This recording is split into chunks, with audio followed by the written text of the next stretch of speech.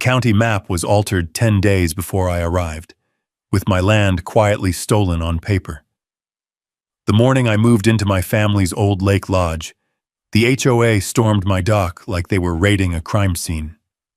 I hadn't even unpacked my tools before they shoved papers in my face, demanding I leave their shoreline. But deep down, I knew something was off. And by the time the truth came out, the whole community would learn exactly who the legal owner really was. If you've ever stood your ground against the wrong kind of power, drop a 1 in the comments.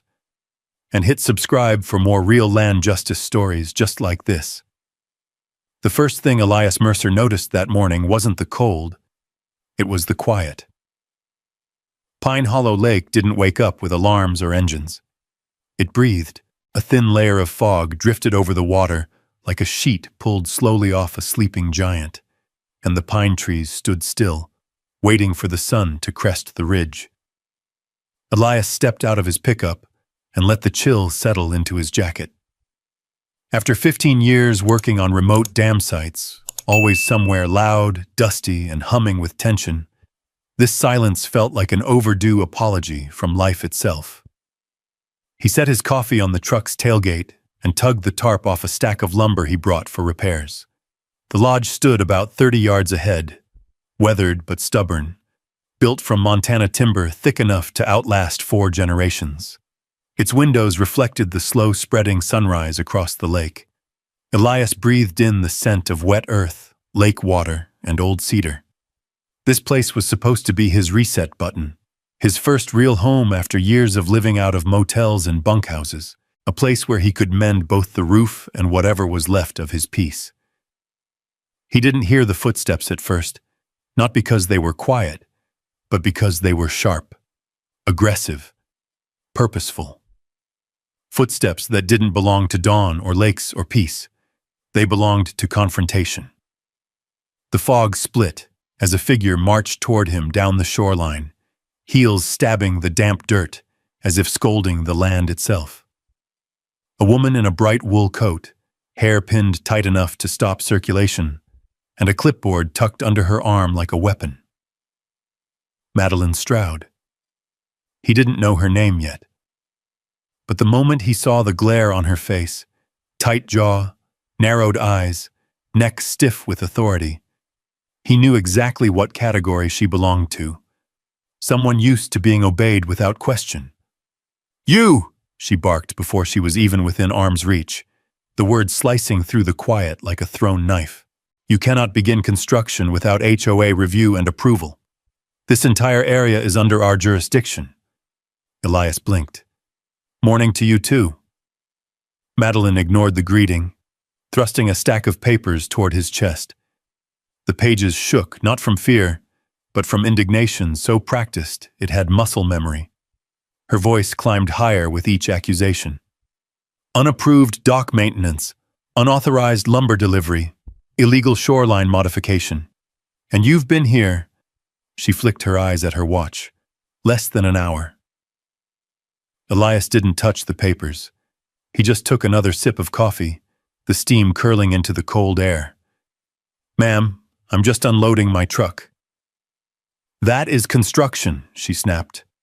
"And construction violates Section 12, Article D of the Pine Hollow Lakeside Homeowners Association Charter, revised this month. You are in violation and subject to immediate fines." He exhaled slowly, letting the warmth of the coffee steady him.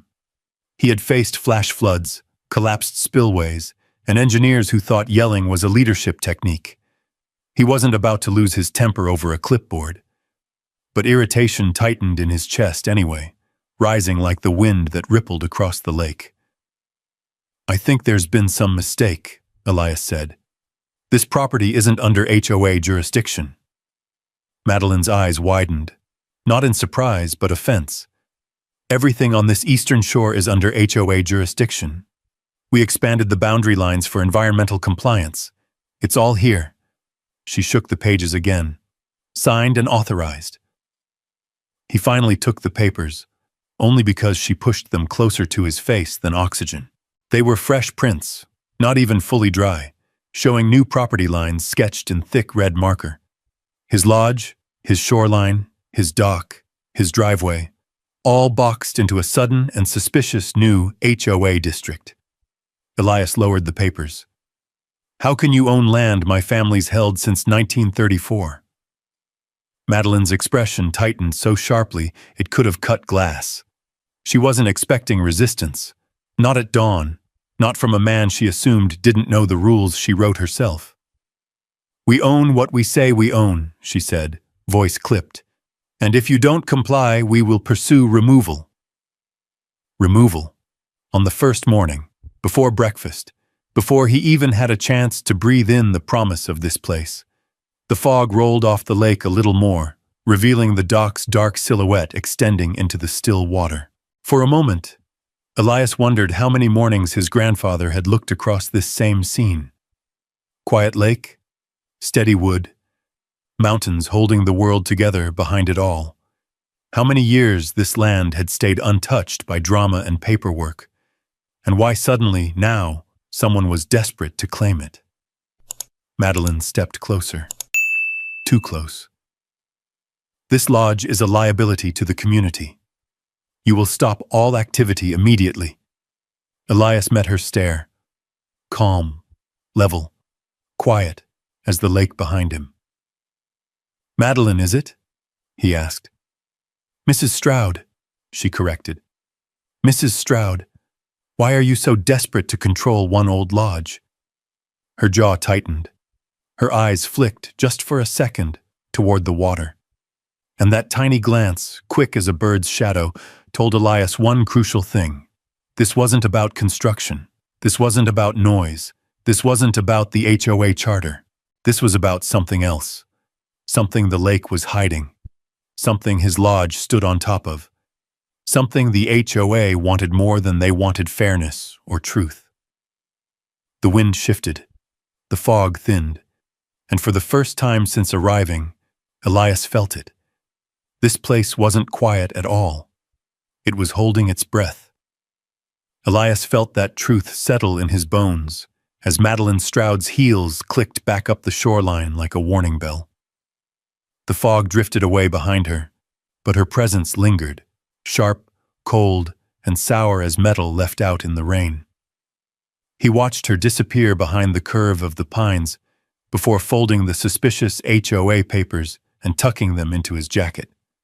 The lake rippled lightly at his side, as if urging him to look deeper, to listen. He did what he always did when something didn't fit.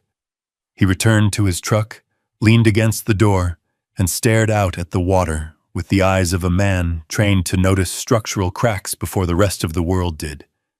The lake looked calm, but the outlines of the land on those printed maps were still burning in his mind. Too clean, too recent, too bold for a legitimate filing. He had only lifted his coffee again when his phone buzzed. Unknown number. Montana area code. He almost let it ring. Almost. Mr. Mercer? A woman's voice asked, young, steady, and carrying the clipped rhythm of someone who spent too much time talking to government offices. This is Clara Pennington at the Pine County Clerk's office. I hope I'm not calling too early. Elias's eyes narrowed. No, ma'am, I'm up. How can I help you?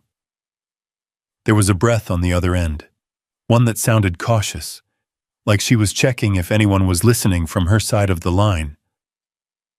We saw an HOA boundary update filed last week. I just wanted to confirm something before we lock it into the system. What kind of update? Elias asked, though his stomach already tightened. A jurisdiction expansion, Clara said. It includes several parcels on the East Shore, including, apparently, yours. Elias turned toward the lodge, its weathered beams and moss-covered roof catching the pale sunlight. That land is not under HOA control, he said quietly.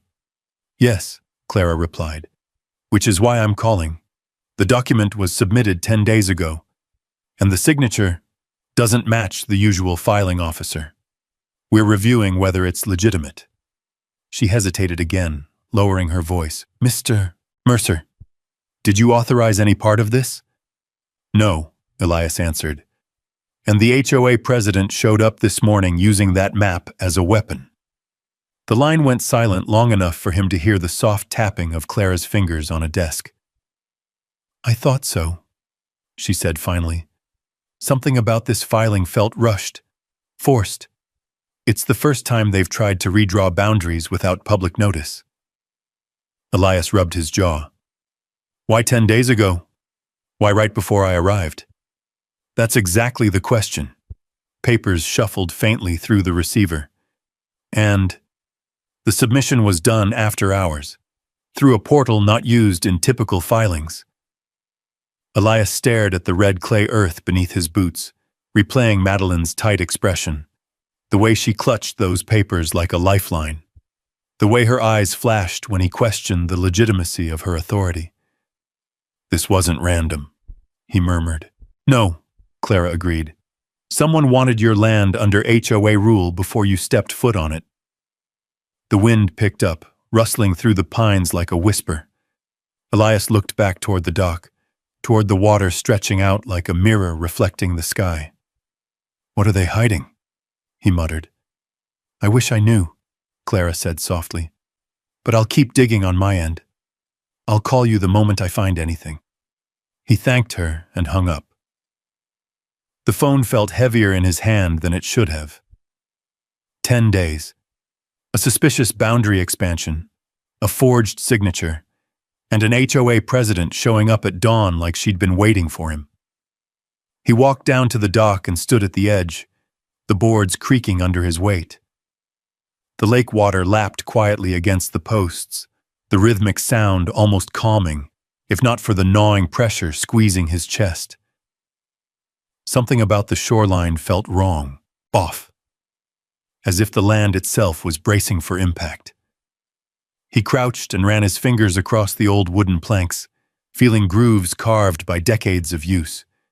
His grandfather had built part of this dock by hand.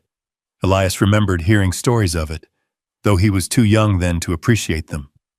A simple dock for simple living, a place where no one bothered you, where land and water didn't come with arguments or paperwork. Now someone wanted to erase those memories with red marker lines and forged authority. A distant engine growled behind him. He straightened and glanced toward the main road as a dark SUV rolled past slowly, windows tinted so black they swallowed the reflection of the sun. It didn't stop, it didn't need to. The message was in the hovering silence it left behind. An unspoken threat drifting through the morning air. By the time the vehicle disappeared past the tree line, Elias felt it again. The lake was holding its breath, and for the first time since he'd arrived, he felt something tighten in his ribs, an edge of unease he hadn't known in years.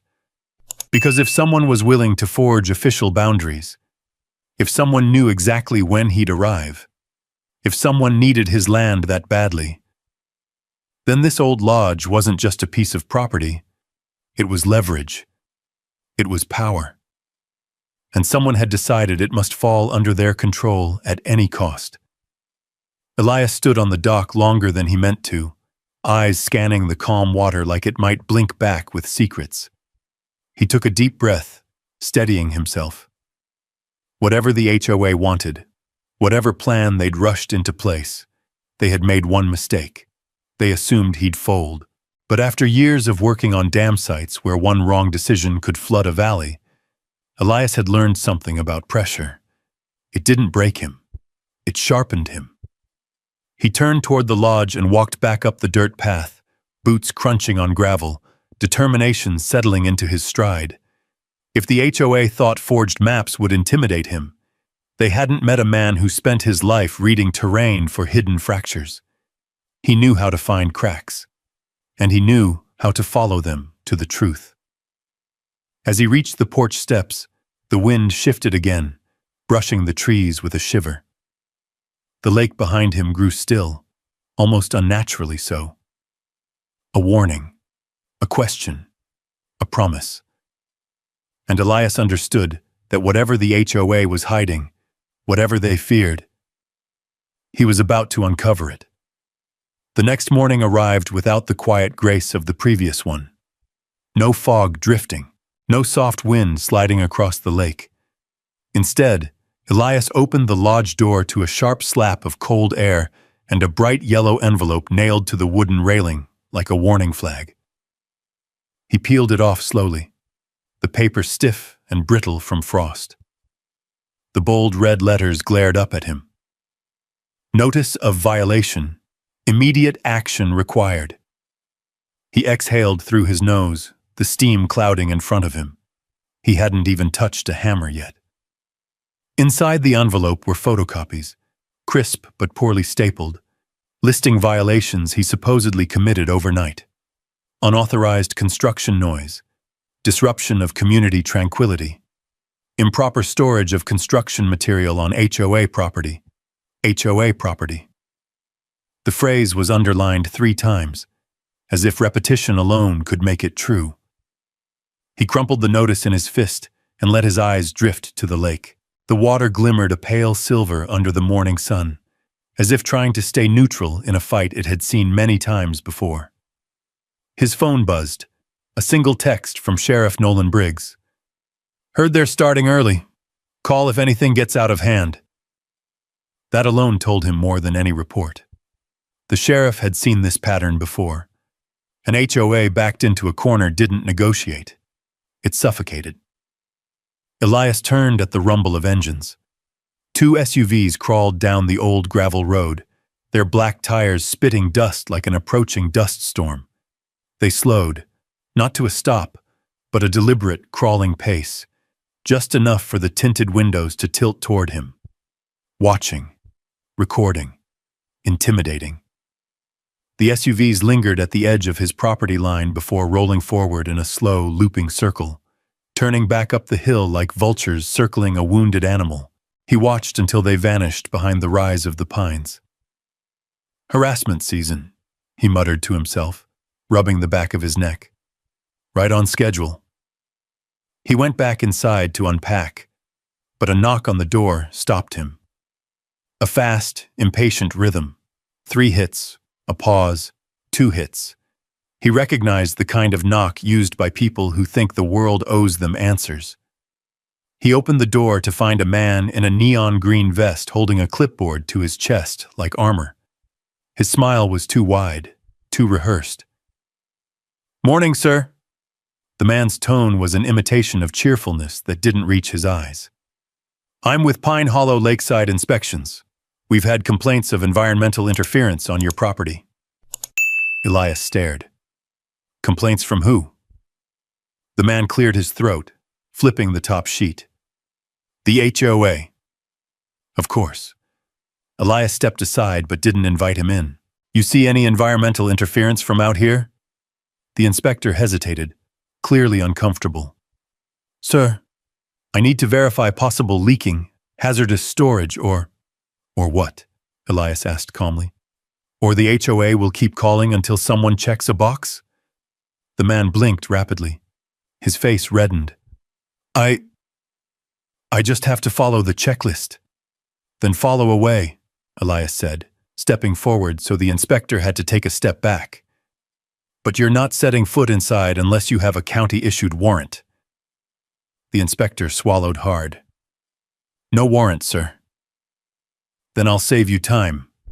Everything here is up to environmental standards. I worked dam compliance for 15 years. I know the law better than the HOA knows how to spell it." The inspector hesitated. Then finally, he nodded. I'm sorry. They told me you refused to cooperate.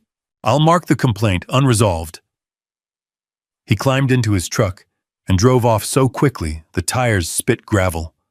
Elias stood on the porch, the cold wind threading through his hair. The lake shimmered again, but this time the water felt watchful, like it was absorbing every detail of the morning. He finally sat on the steps, elbows resting on his knees, trying to trace the logic of the HOA's assault. Why the sudden urgency? Why the fake map? Why this obsessive attempt to claim jurisdiction over one old lodge? His thoughts were interrupted by another car, a minivan this time, creeping down the road. A woman leaned out the window as she passed, her expression apologetic. "Sorry about them," she called softly. "HOA's been intense lately." Her voice dropped. "Watch yourself, mister." The van rolled on, leaving Elias staring after it, a deeper understanding settling into his chest. This wasn't just an HOA overstepping. This was an HOA afraid. By noon, 3 more violation notices littered his porch. One taped to the window. One weighted on the doormat with a rock. One stuck under the windshield wiper of his truck. They accused him of everything from unauthorized shoreline alteration to improper vehicle parking. He read each one slowly, carefully, looking for patterns, mistakes, anything sloppy that might reveal the hand behind them. The language was inconsistent, the signatures mismatched, and some citations referenced non-existent HOA bylaws. Sloppy, rushed, desperate. He kept every page, stacking them neatly inside an old wooden box he found in the lodge pantry. He labeled the lid, Evidence, HOA Harassment. The act felt oddly grounding.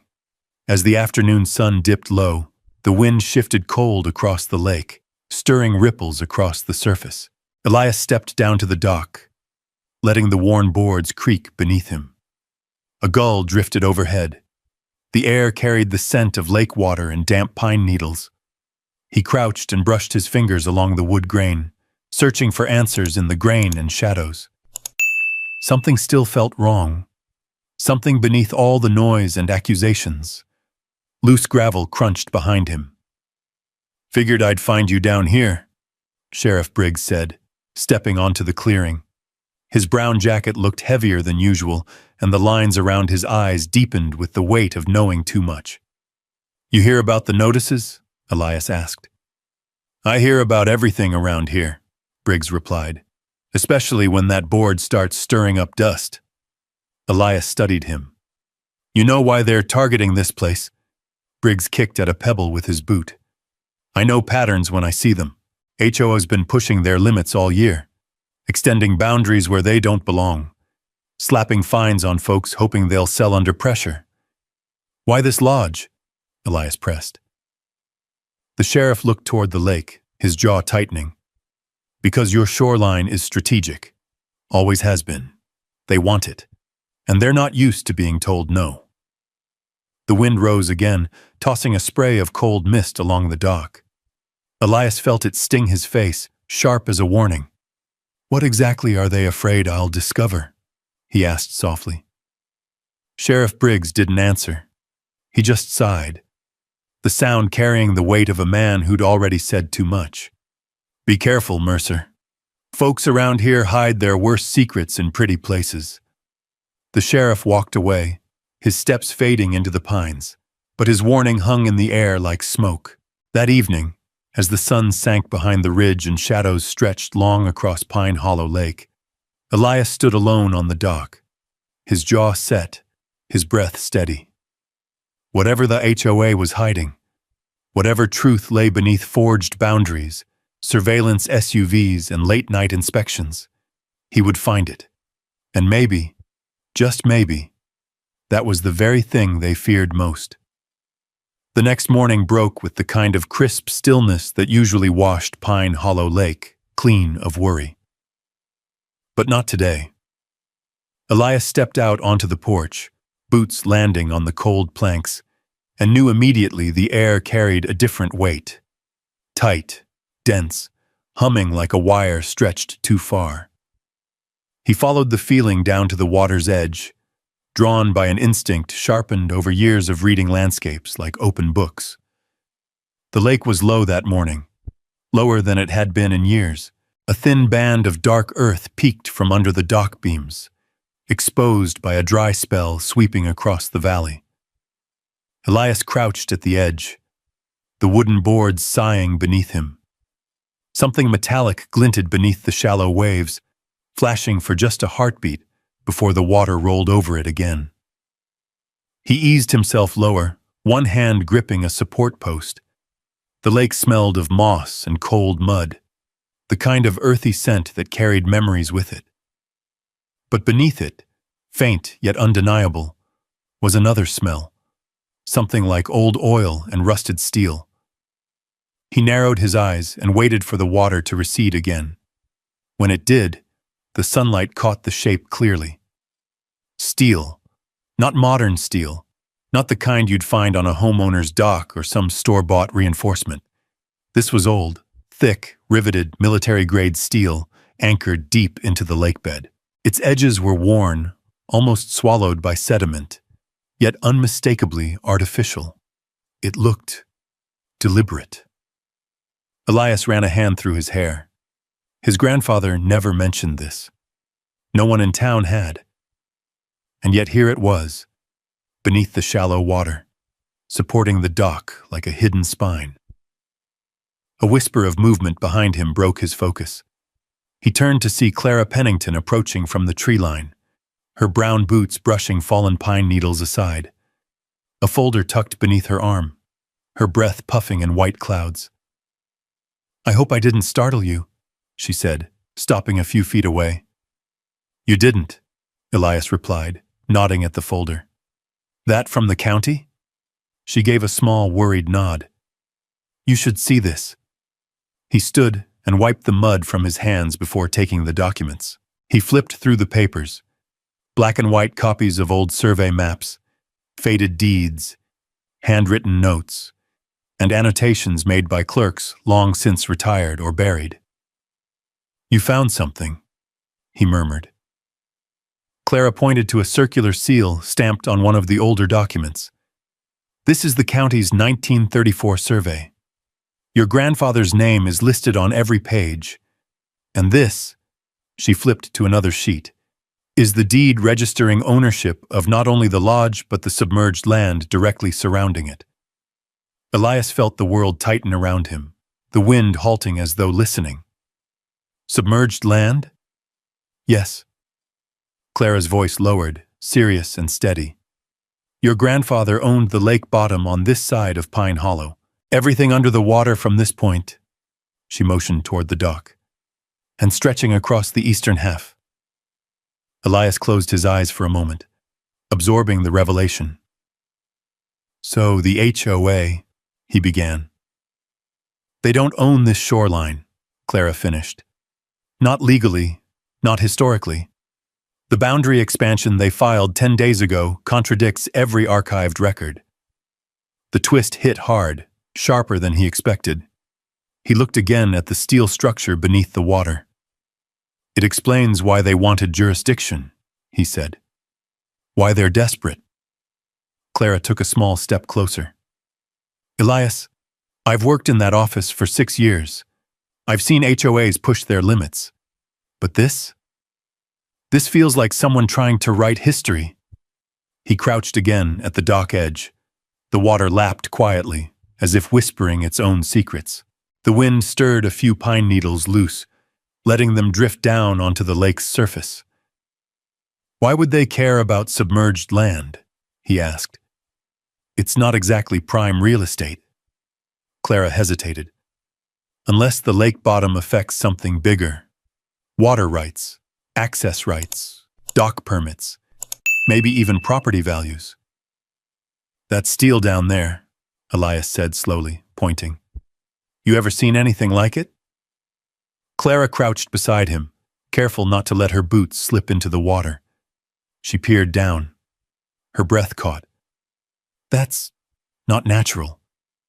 "No," Elias said, "and it didn't get here by accident." He stood, brushing dirt from his hands. His pulse was steady, but a new awareness spread through him, like he had been looking at this lake through a window, and someone had just opened the door. Clara looked at him with quiet understanding. "If the HOA finds out you know this, they'll escalate," Elias finished. The wind pushed through the pines in a long, low sigh.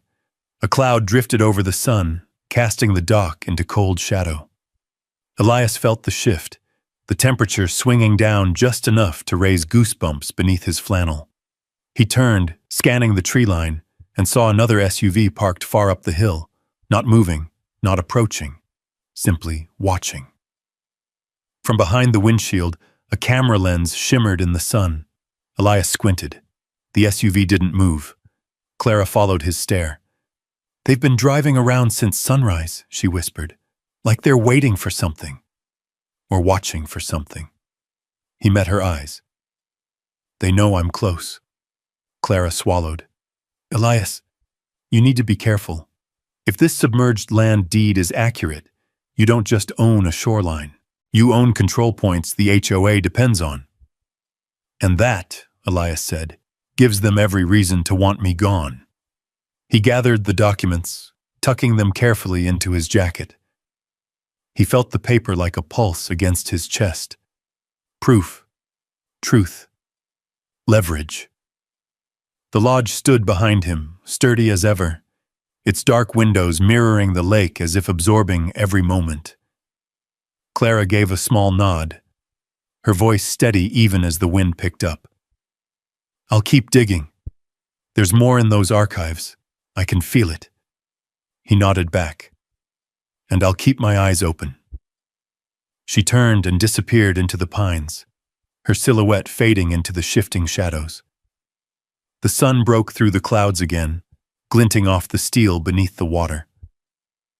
Elias stood alone at the edge of the dock, the waves soft and rhythmic against the beams. But the calm didn't reach him. Not now. Not with this new knowledge. This wasn't just about an overreaching HOA. This was about inherited authority buried beneath decades of water and silence. And as he stared at the hidden structure below, a thought surfaced with chilling clarity. If his family once controlled this land, and the lake beneath it, then someone had been hiding that truth for a long, long time. And they weren't going to give it up quietly. The wind came in sharp, rolling down from the ridgeline as Elias climbed the slope from the dock. By the time he stepped onto the lodge porch, the first thing he noticed was the new notice taped to the front door, bright as a wasp and just as unwelcome. The second thing he noticed was the SUV idling at the end of his gravel drive, its engine rumbling low like a growl waiting to be released. He peeled the notice off with 2 fingers. "Demolition warning. Structural hazard," it read in bold, blocky letters. Below it, a neatly typed paragraph claimed the lodge's foundation was a danger to the community, with a deadline to vacate or face forced compliance. He let out a breath that was half a laugh, half disbelief. They weren't even pretending to be subtle anymore. Before he could step inside, footsteps crunched on the gravel. He turned toward the sound. 3 figures approached, Madeline Stroud in front, flanked by 2 board members he hadn't met yet. They marched like a trio of judges arriving to deliver a verdict. Madeline wore a heavy wool coat and an even heavier expression, the kind of look someone used when they believed authority was sewn into their jacket lining. She carried another clipboard, and Elias already knew whatever form was attached wasn't going to be friendly. "Mr. Mercer," she called out, voice sharp enough to cut the cold air in half. "We have serious concerns about the structural integrity of your property." "Good morning to you too," Elias replied. "You're ignoring repeated notices," she said, arriving at the steps with a storm in her eyes, "and refusing to comply with community standards." "I'm not part of your community," Elias reminded her. "This lodge predates your HOA. Everything on this side of the lake falls under HOA oversight," she snapped. "Environmental management, safety standards, property maintenance, jurisdiction you acquired 10 days ago through forged boundary expansions," Elias said evenly. Her lips tightened like she'd tasted something bitter. The board members behind her shifted their weight, suddenly unsure. Madeline cleared her throat. "Those filings were legal and binding. Our legal team reviewed them." Elias didn't blink. "Then your legal team needs a new set of eyes." Her posture stiffened. "Mr. Mercer, this isn't a debate. We're here to assess the structural risks your lodge presents. You are required to grant access to our contracted inspectors." Elias crossed his arms. "No warrant, no entry." Madeline's face twitched, just enough to crack the veneer of calm she tried to maintain. "You're obstructing an HOA investigation. "And you," Elias replied, "are trespassing." One of the board members, a balding man with a nervous habit of touching his wedding ring, shifted uneasily. "Madeline, maybe we should contact county." She shot him a glare that could have frozen the lake. He fell silent instantly. Elias stepped down 2 porch steps, standing at her level, meeting her stare with an engineer's steady patience. "You don't want the county involved," he said, "because the moment they start digging, those maps you filed are going to raise questions you can't answer." Madeline's jaw clenched so tightly a muscle jumped beneath her cheek. Her eyes flickered toward the lake, just for a moment, but it was enough. Enough to reveal what she didn't want him to know, that the truth wasn't on land, it was underwater. She straightened. "If you refuse entry, we'll mark your non-compliance as willful and issue daily fines." Elias shrugged. "Add them to the stack. I've been collecting them." Her nose flared. "This is not a game, Mr. Mercer." "No," Elias said quietly. "It's not. And you're losing." Her composure finally cracked. The board members had to step back as frustration radiated off her. "You think you understand what you're dealing with," she said, voice trembling slightly. "But you don't. This lodge, this shore, this entire east side of the lake is vital to Pine Hollow. If you interfere with operations—" "Operations?" Elias interrupted. "What operations require forged documents and midnight surveillance?" Her expression froze. The board members exchanged quick, uncomfortable glances. "You're making a mistake," she whispered. "A very big mistake." Before Elias could reply, the distant crunch of heavy tires rolled across the clearing. Sheriff Nolan Briggs stepped out of his truck, his boots sinking softly into the dirt. His brow furrowed the moment he saw the group. "Everything all right here?" he asked, his voice carrying the weight of someone who'd walked into this kind of storm more times than he wished. Madeline turned toward him with a carefully manufactured smile. "Sheriff, we're conducting official HOA business." Briggs gave her the kind of slow, unimpressed stare that could peel paint off a barn. "Funny thing," he said. "HOA business doesn't override county law." Madeline's smile faltered. "Sheriff, this property is under Elias Mercer's legal ownership," Briggs finished. "I checked the filings this morning. Original deed, verified." The board members froze. Madeline turned pale beneath her foundation. Elias caught the smallest tremor of fear in her expression, buried deep but unmistakable. Briggs walked closer, placing himself between Elias and the HOA trio. His voice was calm but edged with iron.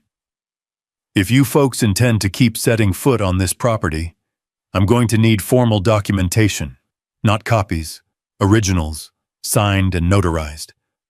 Madeline opened her mouth, closed it, opened it again. "This is irregular." "No," Briggs said. "What's irregular is filing jurisdiction maps after hours using a clerk portal meant for internal auditing." Clara's quiet whistle of truth from the county office had clearly reached his ears. Madeline stiffened. "Sheriff, you're overstepping." He leaned in slightly. "Ma'am, if I was overstepping, you'd know." Silence fell like a sheet of ice spreading across the lake. Madeline inhaled sharply, then flicked her hand in dismissal to the board members. "We're leaving," she spat, turning on her heel. They followed her in a jittery retreat, walking fast, boots crunching on the gravel until they reached the SUV. The engine revved, dirt sprayed. Then they vanished back up the winding road. Briggs watched them disappear, then turned to Elias. "They're cornered," the sheriff said. "And cornered folks make mistakes." Elias nodded slowly. "They already have." The sheriff stared out at the lake, hands on his hips. "Just be ready. This isn't the end of it." "I know," Elias replied, "but I'm not backing down." Briggs gave a small nod of respect, then walked back to his truck. As the engine faded into the distance, Elias stood alone again. this time with a new feeling tightening in his chest, a mix of pressure and resolve. He stepped back toward the dock, the boards groaning under his weight. The lake was glass still, holding secrets just below the surface, reflecting a sky that seemed to grow darker by the minute. Whatever the HOA was fighting for wasn't small. It wasn't petty. It was something structural, something concealed, something worth forging documents to protect. And Elias had just forced their hand. Their next move wouldn't be subtle. It would be reckless, desperate. The wind hissed across the water like a whispered warning. Whatever came next, the real fight was about to begin. By late afternoon, clouds had gathered across Pine Hollow Lake like a wool blanket pulled tight over the sky. A low hum of distant thunder rolled along the valley, though no lightning followed. The wind pressed against the lodge windows in jittery bursts, rattling the loose panes the way a restless hand taps on a desk. Elias spent the daylight hours reinforcing the porch steps and sorting through the documents Clara had given him, spreading them across the kitchen table like pieces of a puzzle still missing several edges. The lodge settled around him with familiar old house sounds, wood expanding and contracting with the temperature, the soft thump of a shutter catching wind, the faint gurgle of plumbing deep in the walls. But as dusk bled into night, those comforting noises were replaced by something else, a kind of alertness, a stiffness in the air. Or maybe that was just him. He stepped onto the porch with his coffee mug in hand, the rich smell of roasted beans mixing with the sharper scent of incoming rain. The lake below was unnervingly still, quiet enough that he could hear the tiny splashes of minnows near the reeds, too quiet for a night that carried the weight of a storm. Then came the sound. Gravel shifting, slow, deliberate, like feet trying not to be heard. Elias set his mug down gently, every sense sharpened like a tightened bolt. He walked to the edge of the porch and listened, the cold air biting at his cheeks. There it was again, closer now. He moved down the steps, boots silent as he crossed the damp earth. The faint scent of diesel drifted through the air, carried by the shifting wind. He rounded the side of the lodge, keeping his steps careful, controlled. Two figures crouched beside the dock, flashlights in hand, beams angled low. Their silhouettes jerked and shifted like they were measuring something, tape lines glinting faintly. One man knelt at the water's edge, scraping what looked like a ruler against the wooden beams. The other took photos, the shutter clicks sharp as snapping twigs. Board members. The same men who'd flanked Madeline earlier. Elias walked forward until he was close enough for the earth to crunch beneath his boots. "You fellas misplaced your scents tonight?" The men froze. One nearly dropped his flashlight. The other, mid-photo, snapped another picture out of pure shock. We're performing a safety inspection," the taller one stammered. "At midnight?" Elias asked. "After a complaint?" the shorter man blurted. "HOA policy allows—" "No," Elias cut in. "Policy doesn't allow trespassing." The taller man puffed his chest, trying to salvage authority. "We can be here. This is HOA property." Elias didn't have to raise his voice. He just let silence stretch long enough to become uncomfortable. "Would you like to try that sentence again?" We received a directive," the shorter man said, voice faltering. "From Mrs. Stroud." "Of course." Before Elias could respond, headlights flashed through the trees, bright, white, cutting across the dark like a blade. Tires rolled across gravel. A familiar engine thrum. Sheriff Nolan Briggs climbed out of his cruiser, his hat pulled low, coat flapping in the rising wind. "What in the world are you boys doing?" Briggs asked, walking toward them with the slow, measured steps of a man who already knew the answer and was giving them a chance to backpedal. "Official HOA business, Sheriff," the taller man replied. "We're, gathering evidence." "Evidence for what?" Briggs asked. "It's the middle of the night, and this property," He pointed at Elias, then at the ground, "is not yours to assess." The men exchanged panicked glances. The shorter one's flashlight flickered as his hands shook. "Sheriff, this wasn't—" Briggs sighed. "Get off the property before I write you up for trespass." They didn't argue. They didn't negotiate. They didn't even walk. They scrambled, grabbing their equipment with messy hands before rushing up the hill toward a dark sedan tucked between the pines. The engine revved loud and angry, spitting gravel as it tore away. Only when the taillights vanished did the sheriff turn toward Elias. "This is escalating faster than I thought," Briggs said. His voice carried the weight of 12 winters and 100 small-town disputes. But this one was bigger. "They're not bold enough to try that unless they're afraid of losing something big." Elias nodded. "I figured as much." Briggs gestured toward the water. "You find anything unusual down there?" Elias studied the sheriff carefully. "Maybe." Briggs gave a long exhale, letting the wind take the breath out over the lake. "Listen, Mercer, HOA's been sniffing around this shoreline for years, trying to buy it, redraw it, stake claims. Nobody ever understood why. Folks thought it was just about convenience, pretty view, maybe a future clubhouse. But it's not," Elias said. "It's about control." Briggs gave him a slow, meaningful nod. "They need your land to guarantee their lake access. Without it, their property values tank. The whole east side collapses." Elias frowned. "So all this? Fines? Trespassing? Fake notices?" "Pressure," Briggs said. "Make you sell cheap, or scare you into leaving." "But the forged map," Elias pressed. "Why now?" Briggs looked toward the dark tree line where the board members had fled. "Because they knew you were coming." Word spreads fast in Pine Hollow. Someone saw the probate filing. Someone realized you were inheriting more than a lodge. "It's not the building they want," Elias murmured. "It's what sits beneath it." The sheriff didn't ask what he meant. Maybe he already had a guess. Maybe he didn't want to know. A gust of wind swept across the valley then, sending ripples racing across the lake. The water reflected the moon in broken shards, trembling like shaken glass. Above them, clouds gathered thick and heavy, promising rain before dawn. Briggs stepped closer, lowering his voice. "You need to stay sharp, Mercer.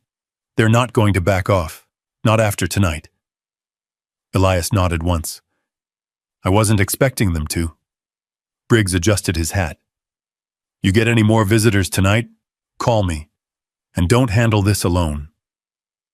The sheriff walked back to his cruiser, the red brake lights painting the trees as he left. When the engine faded, Elias remained on the dock, the boards cool beneath his boots. The lake seemed restless now, the wind pulling at its surface like fingers scratching at a locked door. The steel reinforcement beneath the water glimmered faintly with each ripple. He crouched again, staring at the shadowy shape buried in mud. A structure, a secret, something meant to stay hidden. He rose slowly, breath steady, eyes fixed on the dark horizon. Tonight, the HOA crossed a line. They made their mistake, and he was done waiting.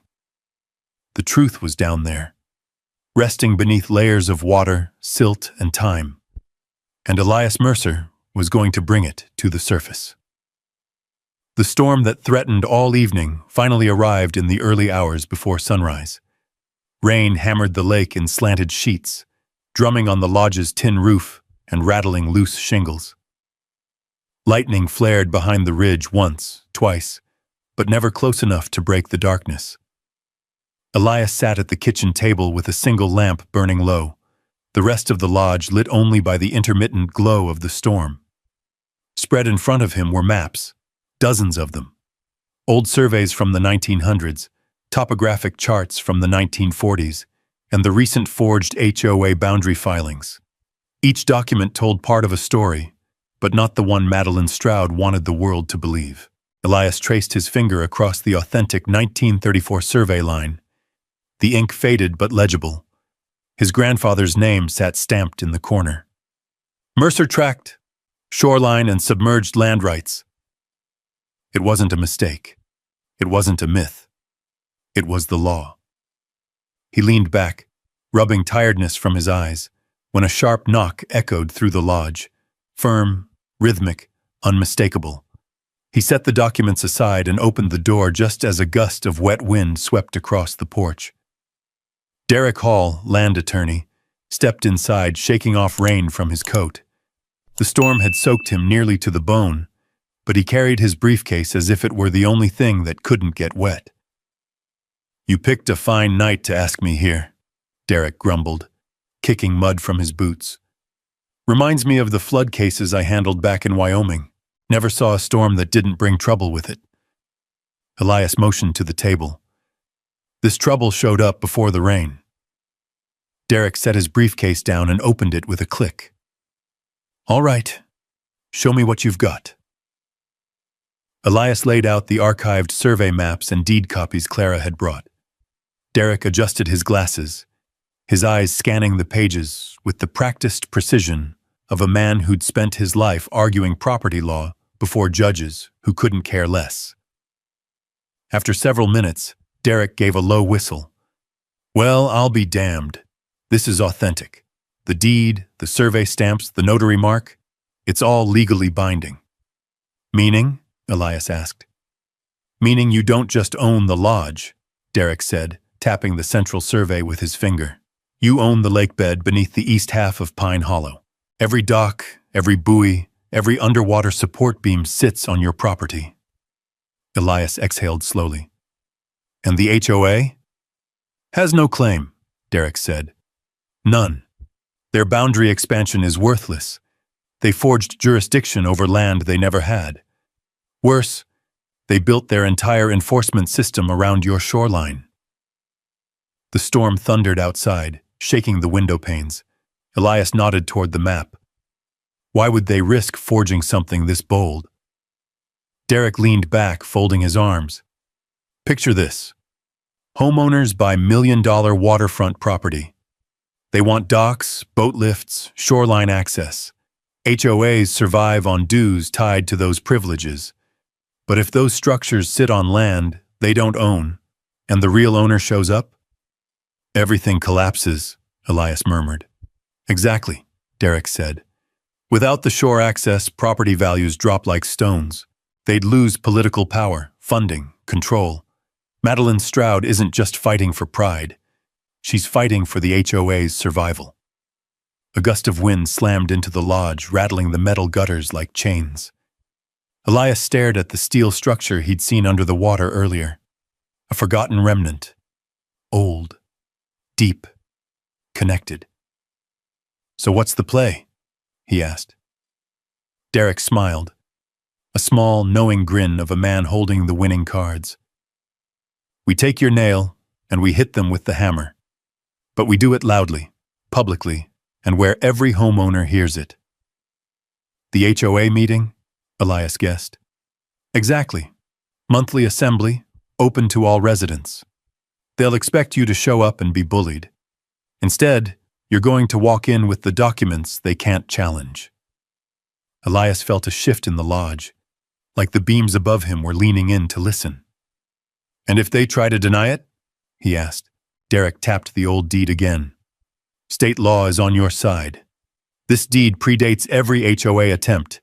It supersedes any later filings. Their entire jurisdiction crumbles the moment this touches a projector screen." Elias stared at the yellowed paper. Its edges were fragile, soft with age, but the power it held was undeniable.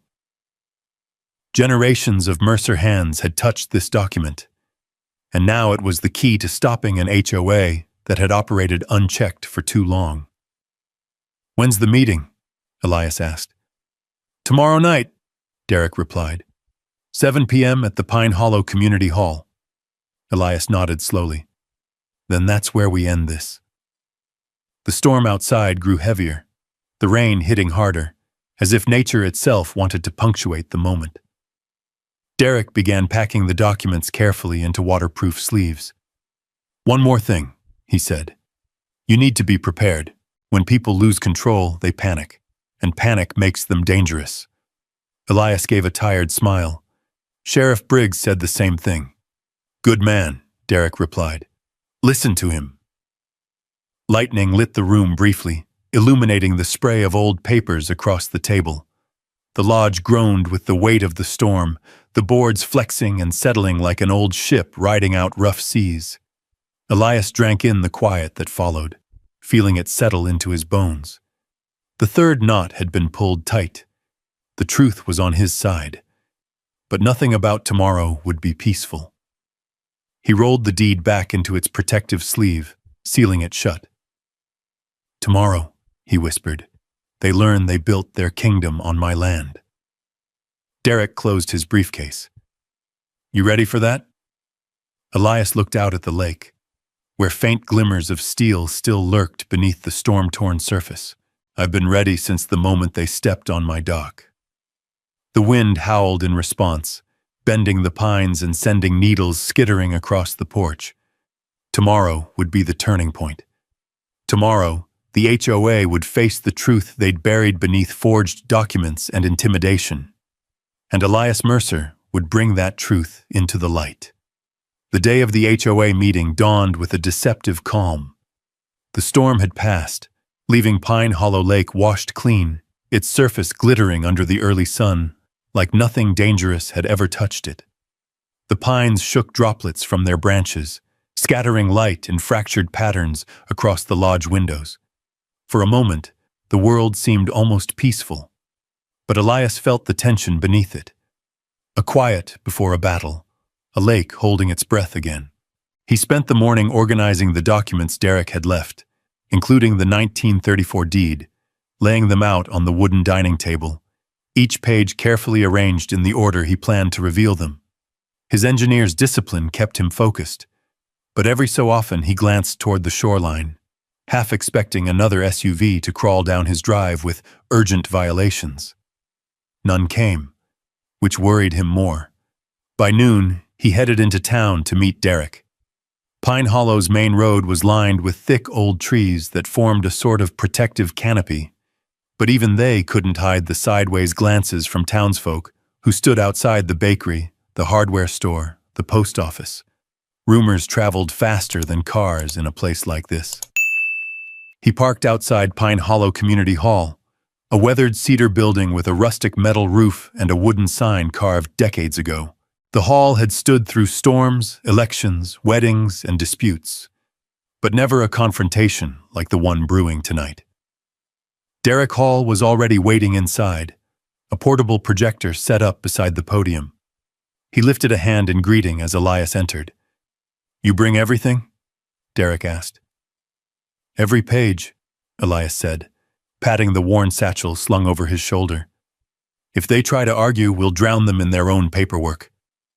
"That's the spirit," Derek replied with a grin, though the slight edge in his voice made it clear he knew trouble could still come. They ran through the plan twice, then a third time when Sheriff Briggs stopped in. Briggs leaned on the back wall with arms crossed, examining the room like a man scanning a forest for hidden predators. "Expect a full house tonight," he said. "Word is Stroud has been rallying the homeowners, scaring them with talk of losing lake access." "That true?" Elias asked. "It could be," Briggs replied, "if your deed stands, and it will." He gave Elias a nod of confidence. But they don't know that yet. By sunset, a long line of SUVs and sedans wound down the hill toward the hall. People spilled into the parking lot, their conversations carried by the cool breeze that swept in from the lake. Nervous energy moved through the crowd like static electricity. Some residents looked curious, some frustrated, others flat out angry. Elias and Derek took their seats at the back until the meeting officially started. Madeline Stroud stood at the front, polished as ever, wearing a charcoal suit and a smile as thin as a razor. She tapped the microphone twice, sending a sharp echo through the hall. "Good evening, homeowners," she said. We've convened tonight to address a serious threat to the integrity of Pine Hollow Lakeside community. Elias felt dozens of eyes shift his direction. The trap had been set. Madeline continued, "As many of you know, an individual has taken residence in a structure previously abandoned, and it was never abandoned," Elias said quietly. Her eyes snapped toward him, but she forced her composure back like a mask stitched too tight. "And has since refused all HOA oversight, violated construction rules, and blocked environmental inspections." Murmurs rose from the crowd. Derek gave Elias a nod. Time. Elias stood slowly, the satchel over his shoulder. As he walked down the center aisle toward the podium, the room fell into an uneasy hush. Madeline's smile faltered, but she didn't step aside. "Mrs. Stroud," Elias said calmly, "before you continue telling this story your way, I'd like to present some information." "This is not your floor," Madeline snapped. Derek rose behind him. "With respect, it is. Mr. Mercer is responding to accusations made publicly and recorded in the HOA minutes." A ripple of whispers moved through the hall. Madeline's jaw tightened, but the board members beside her shifted uneasily. She stepped aside, though her glare could have peeled bark off a pine. Elias set his satchel down and pulled out the first document, the aged 1934 survey map. He placed it under the projector camera. The large screen behind him flickered to life, the old ink and faded outlines filling the room like a ghost resurrected. "This," Elias began, "is the original survey of Pine Hollow Lake's eastern shoreline. Stamped, filed, notarized. It documents the legal boundaries of the Mercer Tract, including ownership of submerged land." Gasps rippled through the crowd. Madeline stepped forward. "These documents are old. They're irrelevant. They are the law," Elias said firmly. He placed the next documents on the projector. Deed copies, signatures, historical certificates. One after another, the evidence painted a picture so clear even the most skeptical homeowner felt the weight of truth settle over the room. "You built your docks," Elias continued, "your lifts, your private slips, on my underwater property." The silence that followed was heavy, cold, a lake with no wind. Madeline barked a laugh, too loud for the room. "Forgery, clearly! Anyone can print out ancient-looking papers." Derek stepped to the podium, holding a sealed envelope. "Actually, these were authenticated by the county office this morning. Clara Pennington signed off personally." The tension crackled like static before a lightning strike. This was the explosion in the emotional rhythm, sudden, undeniable. Elias reached into his satchel once more, pulling out the final sheet, the HOA's forged boundary map. "If you still doubt who's lying," he said softly, "look at this." He projected the forged map beside the original 1934 survey. The contrast was stunning. Even a child could see the discrepancies. Lines that didn't match. Boundaries shifted. Signatures that weren't the same. Homeowners erupted in confused shouts. "What is this? You said we owned the shore." "Madeline, explain." Faces turned toward the HOA president like a tide pulling in one direction. Madeline's skin flushed red, then pale, then a mottled combination of both. She opened her mouth, but no sound came out. Her board members stepped away from her as if her guilt were contagious. Elias took a breath, steady and controlled. "I didn't come here to fight. I came here to bring the truth. And this," he gestured toward the screen, "is the truth." The hall fell into a stunned, trembling silence. The emotional arc of the room had shifted entirely. Madeline no longer faced Elias. She faced her own homeowners, and she had nothing left to stand on. The cliffhanger formed naturally, hanging in the air like a storm ready to break. If this wasn't HOA land, if everything they'd built rested on someone else's property, then what would happen next? The question hung in the air like the echo of a slammed door, rattling through the Pine Hollow Community Hall. For a moment, no one moved. The lights hummed overhead, casting a pale glow across rows of stunned homeowners whose expressions ranged from confusion to outright panic. The air grew tight, thick with the kind of fear that comes from realizing the ground you've stood on for decades might never have been yours. Madeline Stroud stood frozen at the podium, knuckles white around her clipboard, eyes darting between the projected maps as if they might rearrange themselves into something less damning.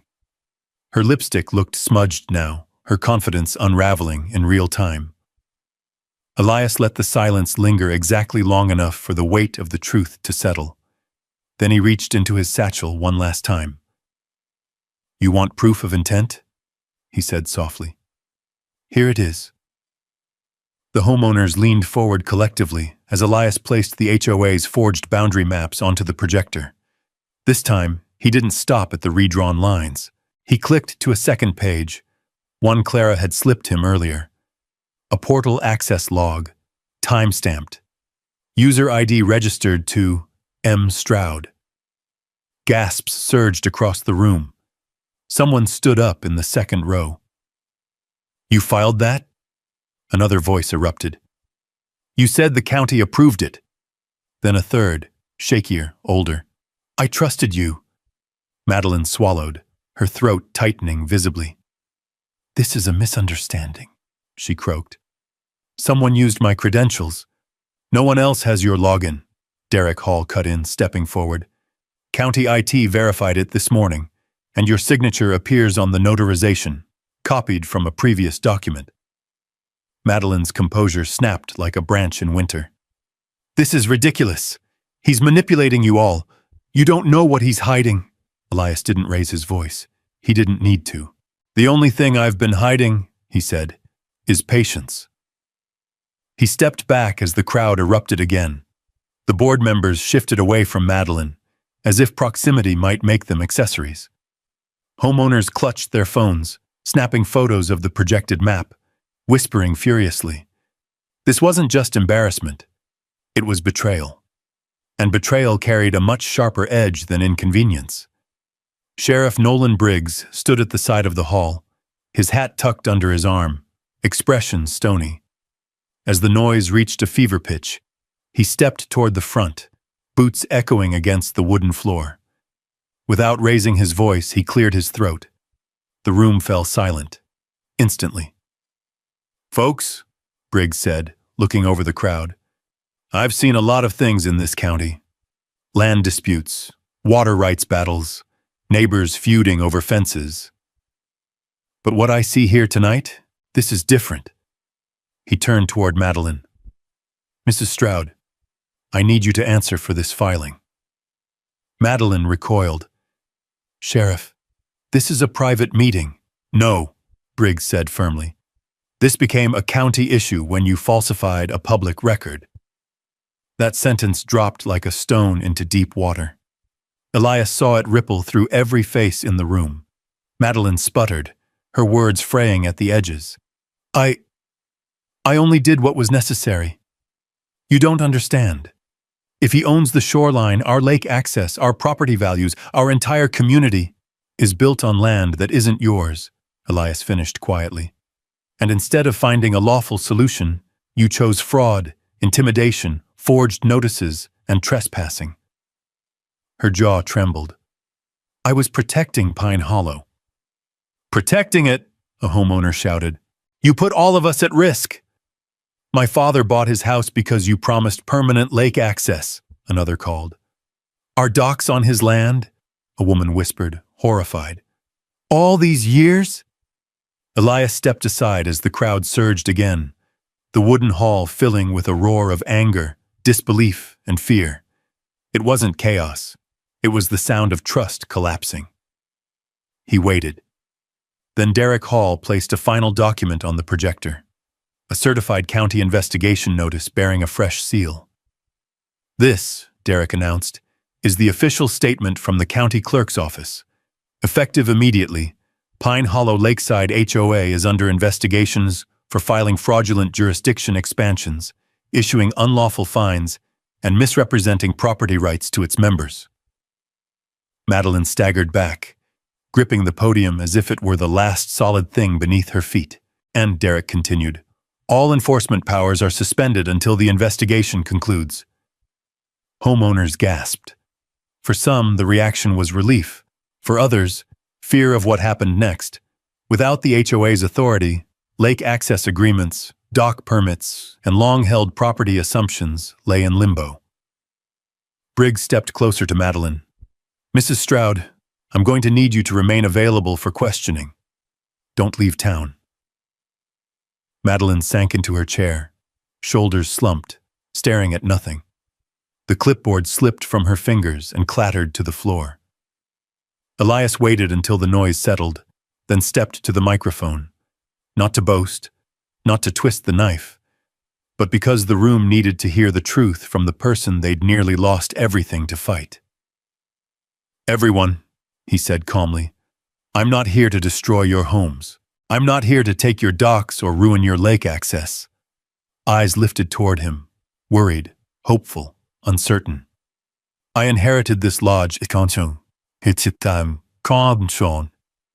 I didn't ask for power over your side of the lake, but I won't let anyone steal what my family legally owns, and I won't let forged papers dictate the truth." A silence grew, thick, expectant. Elias let it settle before adding, "There's a legal path forward, but it starts with honesty, something the HOA chose to abandon." He stepped back. The room weighed his words for a long moment. Then Bentley Carr, the oldest homeowner in Pine Hollow, stood with the help of his cane. His voice cracked slightly as he said, "Son, what happens to us now?" Elias looked around the hall, at the anxious faces illuminated by flickering fluorescent lights. "That depends," he answered, "on what we decide together after the investigation. But one thing's certain. This community deserves better than forged boundaries and threats."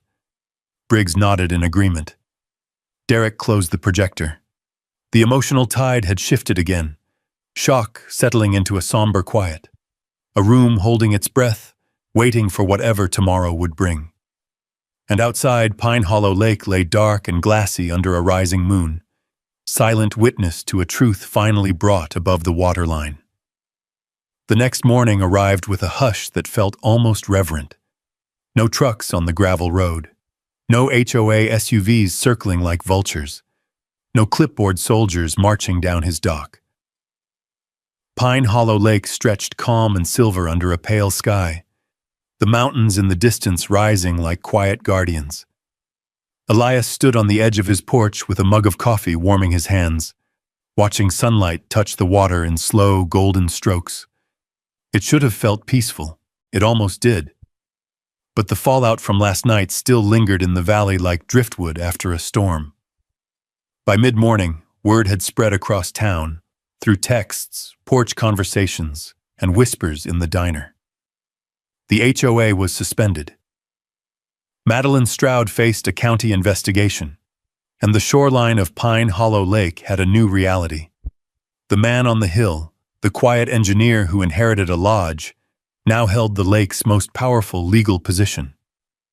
Some residents arrived at his property before noon, not to confront him, those days seemed over, but to understand what would come next. The first was Bentley Carr, leaning heavily on his cane, hat tipped low. "Morning, son," he called out from the driveway.